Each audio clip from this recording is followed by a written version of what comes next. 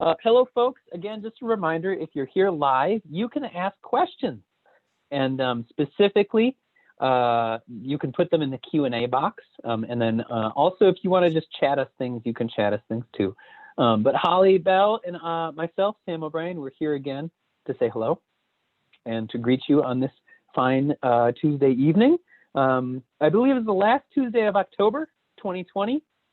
The year is moving along, indeed. We've been doing these Tuesday evening sessions, I believe, since the first week of August. And so here we are, Holly, coming to the close of our first quarter of the year doing these weekly sessions. Whoa, I know. Whoa. And we did them twice a week through August. And as we made more announcements about exactly how the year was going to shape up and what was going to happen, I noticed fewer people come to the live session, but maybe just as many are listening to the session recorded. So for those of you listening, recording, and those of you in person, thank you for coming. And what we're going to do tonight is go over just a few things. First off, next week from today, is Election Day in our fine nation of the United States of America. And as a republic, not a direct democracy, we're not going to be voting on laws. We will be voting on representatives and representation.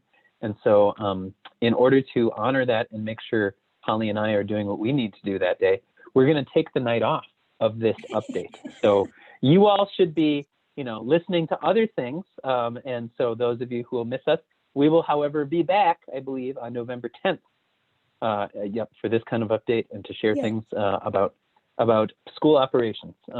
But a week from today, we will not be having an election night version of this. I was thinking Holly and I would just do an all-night election coverage, and then I realized other people are doing that. So we're going to watch that instead. And that's how it'll work. Yay for them. Secondly, tonight we're going to go over the school model chart that I showed last week in a little more detail and talk about how new data is showing up and affecting what we do.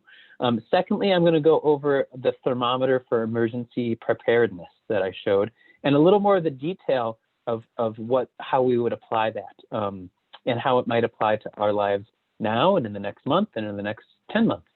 As I'm counting apparently the year in terms of school months, because we're 10 months till June. So here we go. And then also, if you do have any questions, we'll answer those right after that. So without further ado, the screen share here, hopefully you've had a chance to look over this. And what we're identifying here with the numbers that are in bold just underneath the rainbow thermometer, the rainbow speedometer, is how many cases per 10,000 as measured over a 2-week rolling average. And so again, these are data points provided to us by the epidemiologists at the Department of Health. And as these numbers show, when the numbers get lower per 10,000, we are more likely to be able to be in person. And this is a level of detail that we had been using internally, but not released externally because, frankly, I wanted to be extremely reliable for our families and our students. And then so I just have the chart right here. And as we look at it, I'm realizing, Holly, that maybe we should be investing in some kind of sort of weather presentation, kind of like, can you see, Holly? Maybe not. No, my camera's off. Uh-oh. Uh-oh. My Zoom is crashed. About the wind? Just the idea. I was going to say we should invest in like a weatherman kind of green screen. Zoom anticipated that, just shut down completely. Okay, so can you see the speedometer again? Not yet. Not yet. Okay, here it comes. There it is. Okay, great. So as you can see, our speedometer currently points toward about 30 cases per 10,000. And when we're less than 30, we'll be in the School Resource Center C.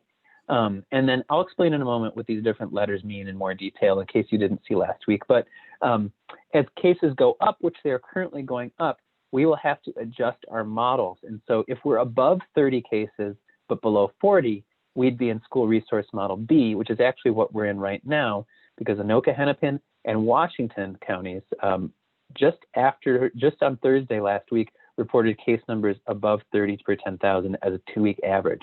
And so that means last Thursday, they were above 30. as an average for the 2 weeks before that, meaning we're almost a month into them being high. So we are also looking at current numbers, and if they spike quickly up, then we'll even make more changes. But what we want to see, again, are those numbers going down so that we can go more to the right on this speedometer. And then I've just been really clear down here. In cases where these case rates go up, we could move to a more conservative model as quickly as a one-day notice. Families who are at the school resource center and had students there know that we did that last week. And then in cases where rates go down, we need to see a steady average go down for 4 reporting periods. That means for 3 reporting periods in a row, we would see them go down, and then we'd start making a decision for that 4th one when we anticipate it staying stable. So we have this posted, and we actually have posted on our school website not only the speedometer, the speedometer, but we have the details for what each model of the speedometer means. And this is my chart from last week. So we have actually moved to School Resource Center B, which means we are now accepting at the Resource Center the children of families whose families are working as essential workers, any SPED students who need on-site service to serve their special education needs, and then any families and students who qualify for free and reduced lunch. Those families can be on site. It means if you aren't in one of those 3 groups right now, we're having you stay home. You're not coming to the SRC anymore. Again, that's because our testing rate is still between 1 and 10%, and then our case counts are below 40, but not below 30 anymore in our counties.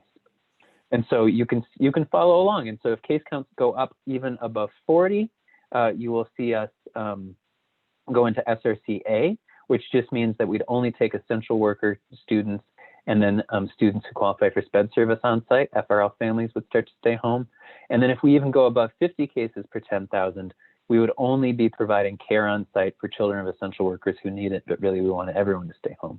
So I hope that Minnesotans, especially in the metro area, heed the warnings and concerns, do everything we can to slow, again, the curve so that these numbers can go back down. We can start considering going into some of these transitional models, which is what we're hoping to do.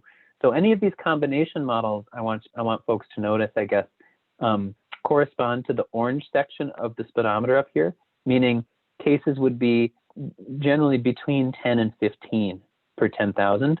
And then depending on our availability of staffing, our ability to prep the site, which we're confident we can do, and we can staff these models, we might actually start having lower elementary students come into school. And then if cases were below 15 and the testing rate dipped, say, below 5, or even if it was below 10% and we felt we had staffing and participation ready to do this, we would even consider having an in-person lower elementary. Now notice, when those things happen, we're still using the SRC to serve other ages. And so we put all that detail up so you can see, hopefully what it will look like as case rates go down and then as positive test rates go down, all the way until a possible hybrid and in-person model. That's what we want to see. And so the speedometer, again, this speedometer with this chart is posted, and I'll zoom all the way out, on our school website for you to explore. And then another thing that I talked about last week was this thermometer. And then Holly, can you see the thermometer? Not yet. We're still on okay. that second chart. Great. You just let me know when that thermometer shows up.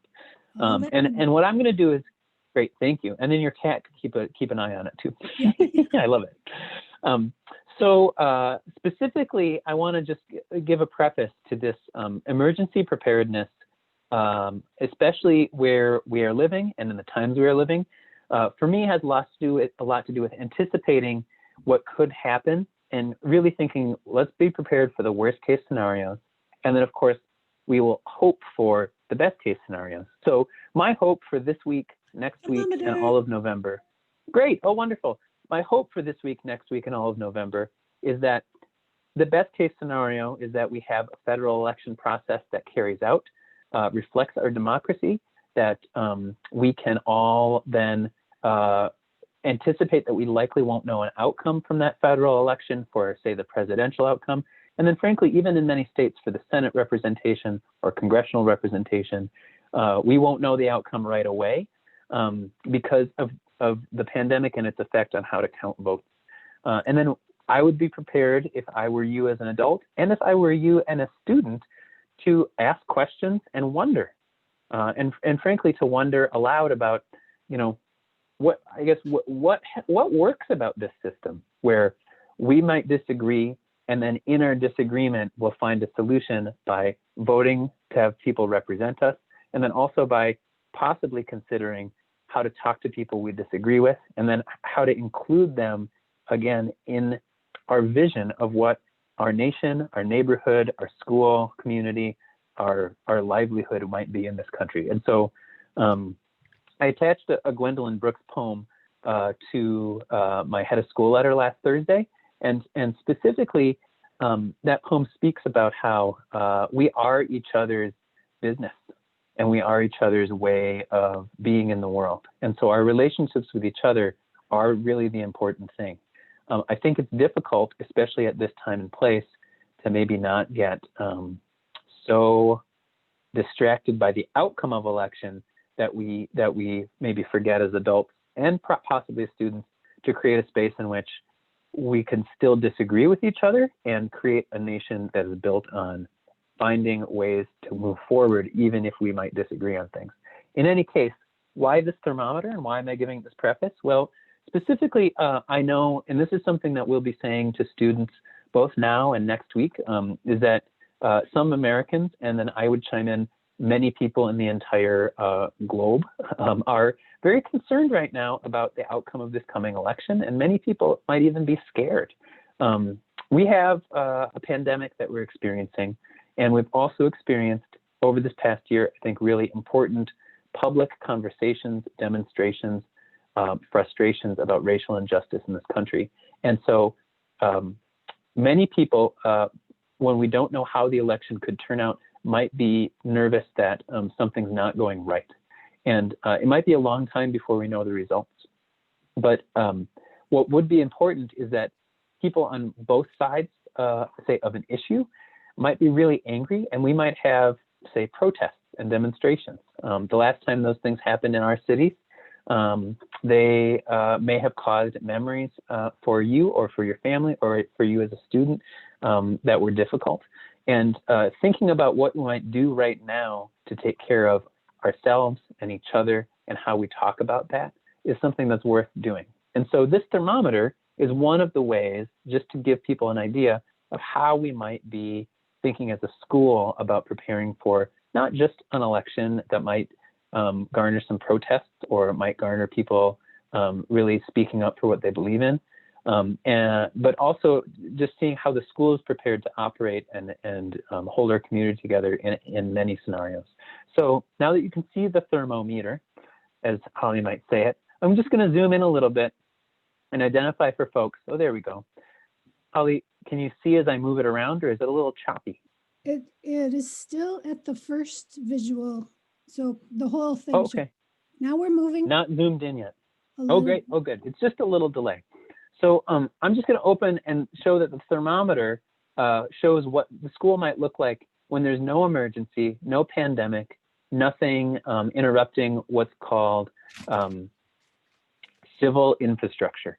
And specifically when I say civil infrastructure, what I mean are the things that create our civil society. So the availability, say, of the fire department and EMTs and medical responders, and police to come if 911 is called and requested by neighborhoods, and the availability of services that create our social network in an urban center or even statewide in terms of power and water and things like that. So civil infrastructure, kind of a long word that just means stuff you'd expect to work. Now, not all of those things are even available right now in terms of the limits on how we can gather, in terms of having to wear masks, in terms of not gathering in the same place. And so what we've outlined here, and Holly, as I move up, can you see me moving up right now? Not yet. You're on open Okay, great. and delayed. Yep. So what I'm going to do is as I move up past delayed, which would be something like a snow delay or a snow emergency, past an extended delay, which would be like a huge snow emergency, or perhaps something that Maybe like a car crashes into the power for the building, and so we have to take a few days before we can get that fixed. That would be an extended delay. Or an emergency, like a tornado, or you lost us altogether. Oh dear. Oh dear. Oh dear. Yeah, I think you'll come back soon. Here we go. I'm reconnecting. What I am identifying is that an emergency, a first level emergency, would be. There we go. Now I'm back. I see everybody. And at least you can still hear me. So a first level emergency would be something where we know when it's going to end. And that's not even the kind of thing that we're operating through right now. What we're living through at the moment. And then Holly, you might have been made the host here. See if you can give me a screen sharing ability. What we're operating through at the moment would be a second level emergency in terms of we are not sure. I'm sorry. Oh, Sam, there we go. how do I? Oh yeah. So here, excuse us for a moment, folks. We're having a first level Zoom emergency. So Holly, if you could click on participants at the bottom of your screen, and then you'll see my little picture come up. Click on the more next to me. The little blue box that says more. And then Holly will make me host, and I can show this again. Sam, I don't Do you see the participants box? I don't see yes, but I don't see a picture of you. Oh, you don't see me as a panelist? Click on panelist, not attendee. Okay. Oh, great. Oh, and look at all the wonderful people we have attending. That's great. A few of you attending asked very specific questions about this thermometer. Oh, great. Here we go. And we do have a couple questions in Q&A and at least one in chat. Oh, great. And so I'll just, Holly, tell me when the thermometer shows up.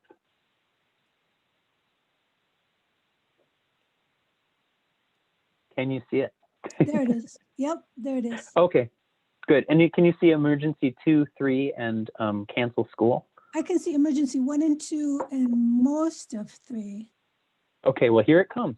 So then, excuse us, folks. Thank you for that 90-second Zoom emergency delay. What we've outlined here is that if we are experiencing right now what we would call an emergency, a level 2 emergency, meaning we don't have an available system to resolve this pandemic. Generally, things are available.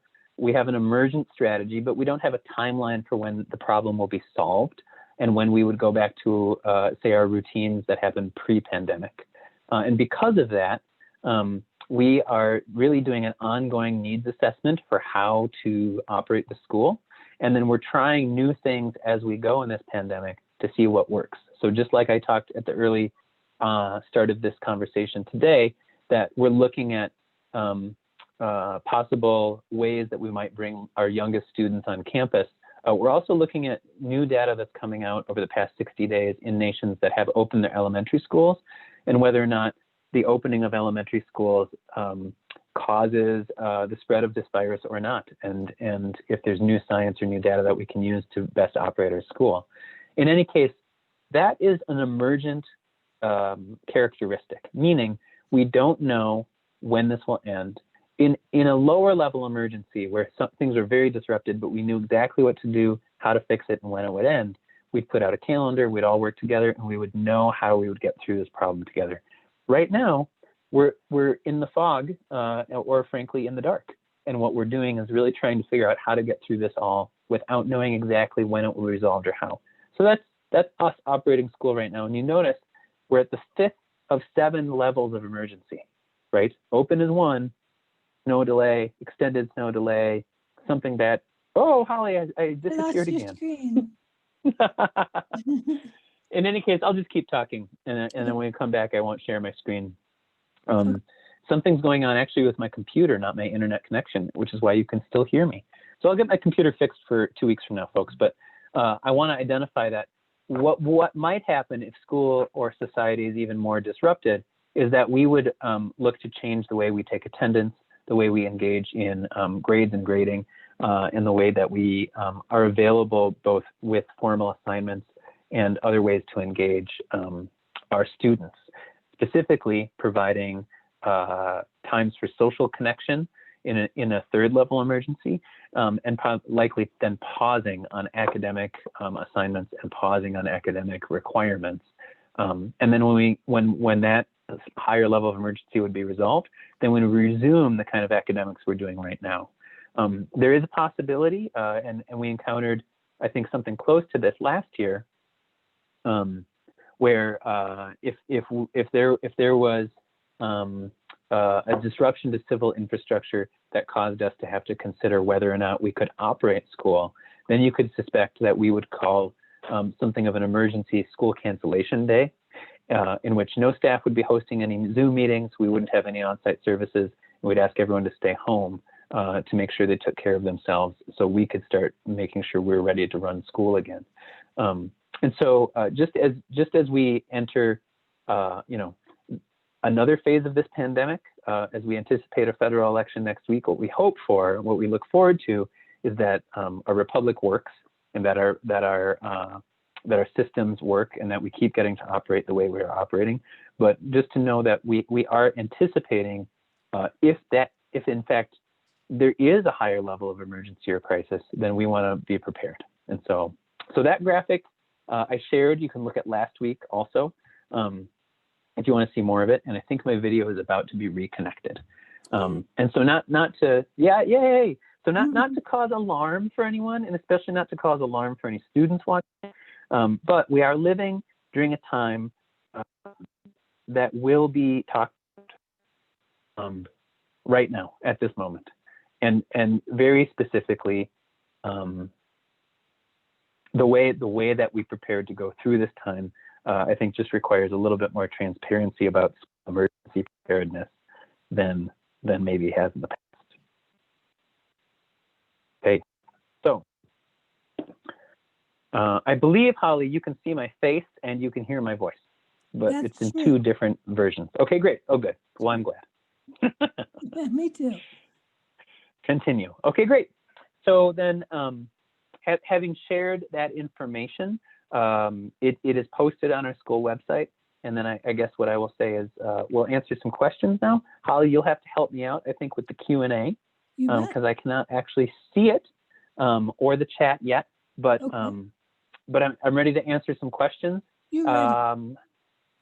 And then and then I will talk about sports and extracurriculars at the high school level too before we log off. Okay. So what's our first question? Here we go.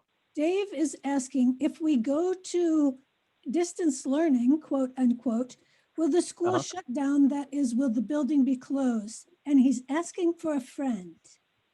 Asking for a friend, Dave, just between you and I, when you say asking for a friend, it almost always means you're asking for yourself.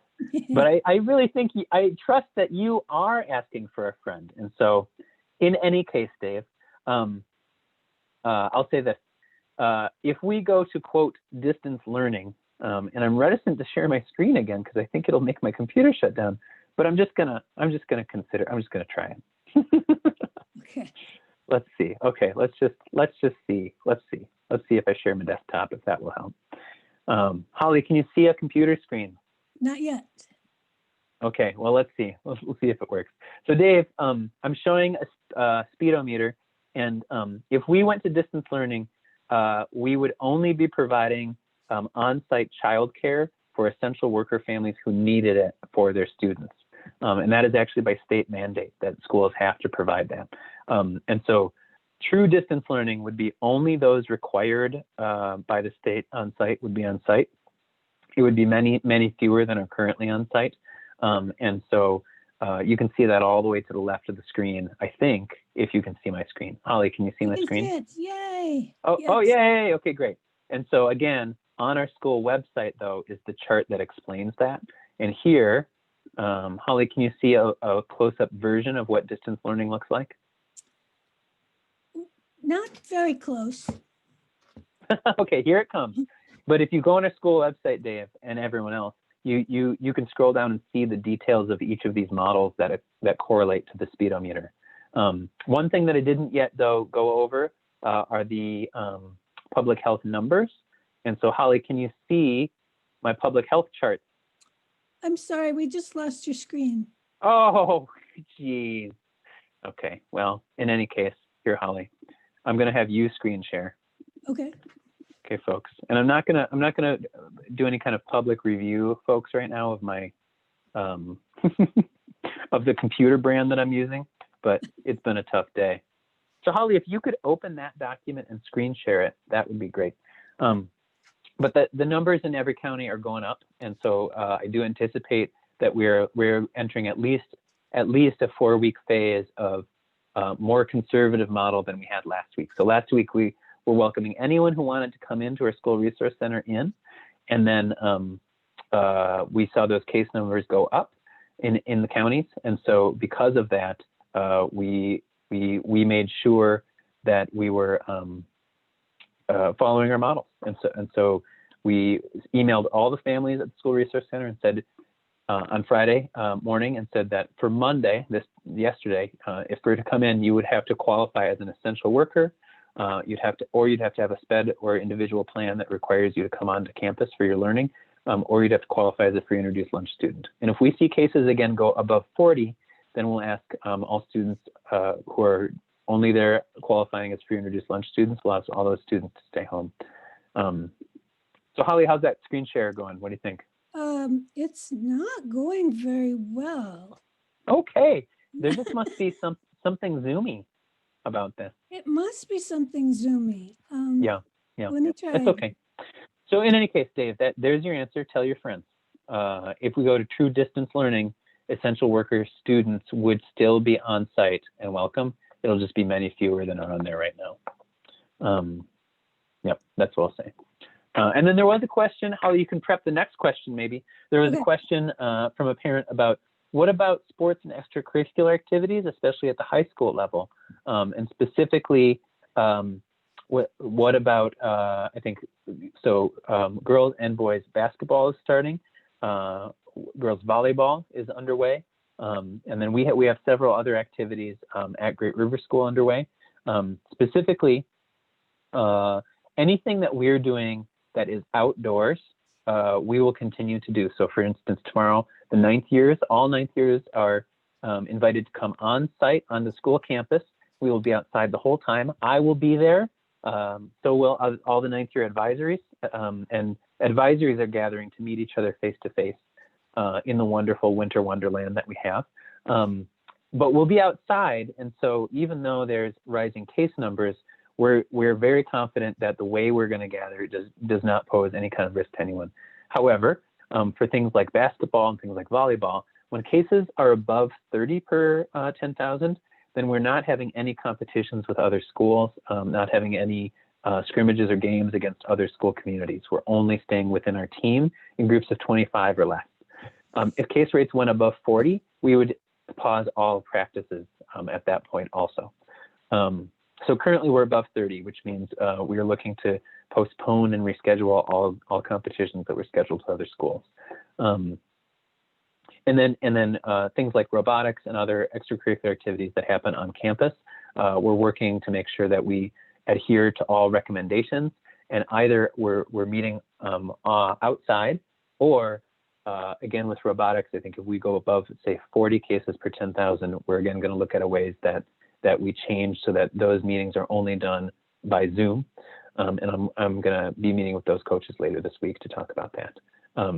But there are other things like an outdoor archery gathering on Halloween Day this Saturday that a couple of our certified archery coaches are going to be hosting. We sent an email about that on Monday, and we'll send another reminder about that this Thursday. But any student age 8 and up is welcome to come with their family and try out archery at an outdoor range.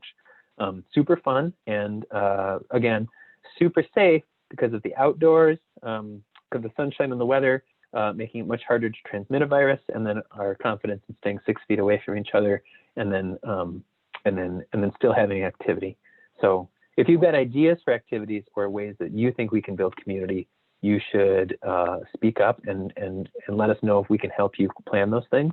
And to that end, we have some families organizing the Harvest Festival in a different way this year. So for those of you new to Great River School, the Harvest Festival is a time when we usually all gather in one place People bring any kind of vegetable contribution they can make to a large cauldron, and we heat up soup outside under over a fire, and it's wonderful and fun. And so we're not going to do the same way this year, but folks will be hosting some outdoor gatherings. We're going to coincide this year's Harvest Festival Day on the 14th of November with a virtual recorded coffee house, which is the Great River version basically of a community talent show. So if you have an instrument you can play, or a song you can sing, or a trick you can do, or a soliloquy, or a pet trick, or any variety of fun things that could be recorded and shared, you send those in to us, and then we assemble them into a video that you can watch. And we did this last spring. It was really fun. So we'll do that again on November 14th, which we're calling Harvest Fest Day this year. And that's the Saturday after conferences. So this year, school conferences are happening on the 11th, 12th, and 13th. That's Wednesday, Thursday, Friday. They're a little more spaced out, and they're all virtual. So sign up for your conferences if you haven't. But then Saturday after that, you can gather together and watch the community talent show and see if anyone you know is there. And if you're new to the community, please share a talent, because we would like to see that. Okay, I think I got it all in there. Okay. Any other questions, Holly, that we should answer? There is one, but I wanted to add on to the archery event and say that this was gathered together by a student, Naomi. She had help. Oh yeah, Naomi adults, Larkin. But so if a student in your midst would like to put something together, please reach out. Let's do it. Yeah. The comment in the chat is are there any qualifiers for cases, quote unquote, like test rates increasing or how it's affecting certain populations? Any qualifiers? Okay, don't have qualifiers currently, and that little bit. Oh, Sam. We lost your voice. Oh.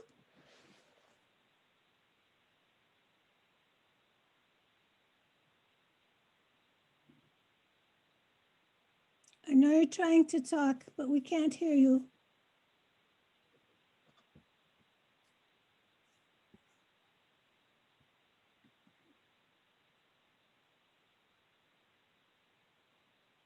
You're still there, Sam?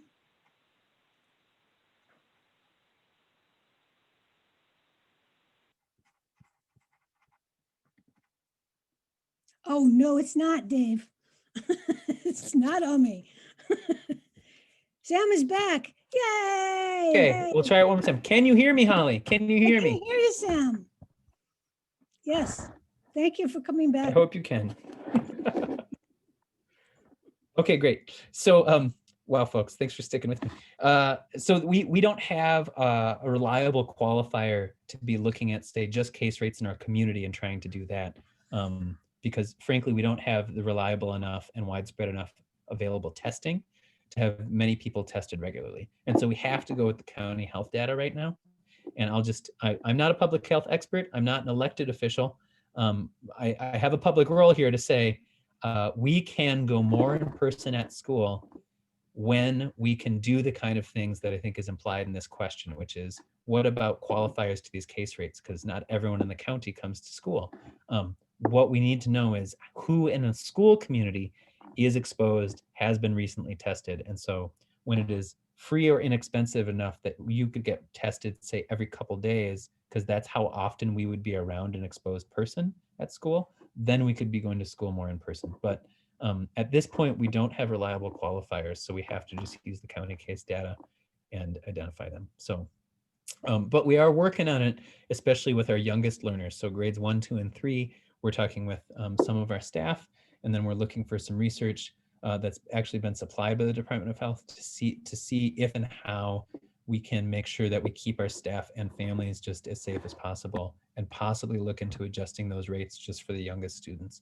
But at this point, the rates that are published are reliable for our decision making. Are there any other parent groups, I see as a question, that we can connect with?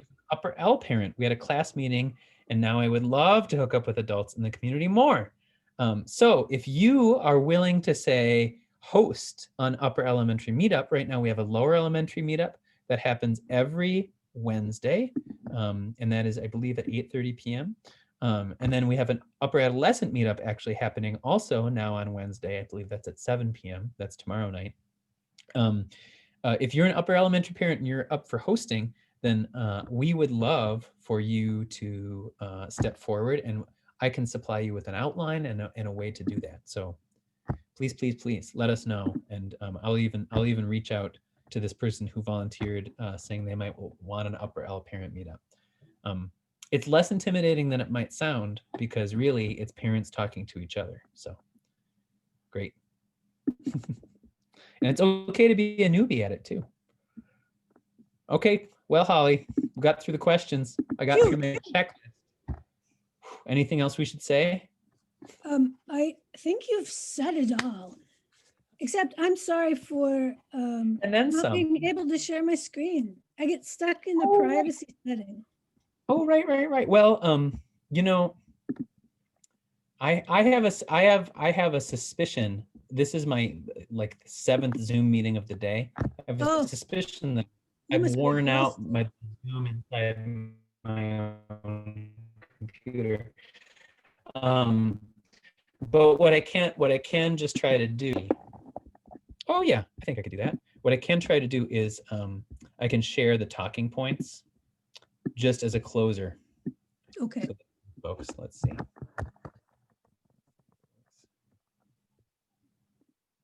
And everyone, please remember to vote next Tuesday, please, if not before.